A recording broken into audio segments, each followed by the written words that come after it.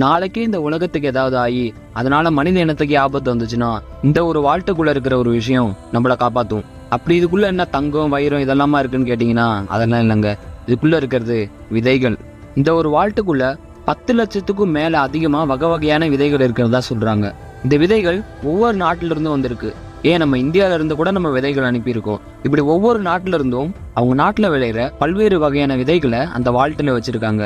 இதோட பேரு என்னன்னு பாத்தீங்கன்னா குளோபல் சீட் வால்ட். இதனால என்ன பிரயோஜனம்னு கேட்டீங்கன்னா, நாளைக்கே ஏதாச்சும் ஒரு இயற்கை சீரழிவு நடந்து பாதி உலகமே அழியிற நிலைமைக்கு வந்துச்சுன்னா அப்ப இந்த வால்ட்டுக்குள்ள இருக்க அந்த விதைகள் தான் நம்மளை காப்பாற்றும். ஏன்னா மனுஷனுக்கு விவசாயமும் சாப்பாடும் தான் ரொம்ப முக்கியம். அதனாலதான் இந்த ஒரு வால்ட்டை பிரச்சனையே வராத ஒரு இடத்துல வைக்கணும்னு சொல்லிட்டு நார்வேல இருக்கிற ஒரு மலைக்கு கீழே குகை மாதிரி குறைஞ்சு இந்த ஒரு வால்ட்டு செஞ்சிருக்காங்க. பொதுவா நார்வேல பாத்தீங்கன்னா ஏசி இல்லாமலே நார்மல் டெம்பரேச்சரே குளிரா இருக்கிறதுனால அந்த விதைகளும் கெட்டு போகாம பாதுகாக்கும். இப்படி இந்த ஒரு வால்ட்டு தான் எதிர்காலத்துல மனிதர்களோட உயிரை காப்பாத்த போகுது.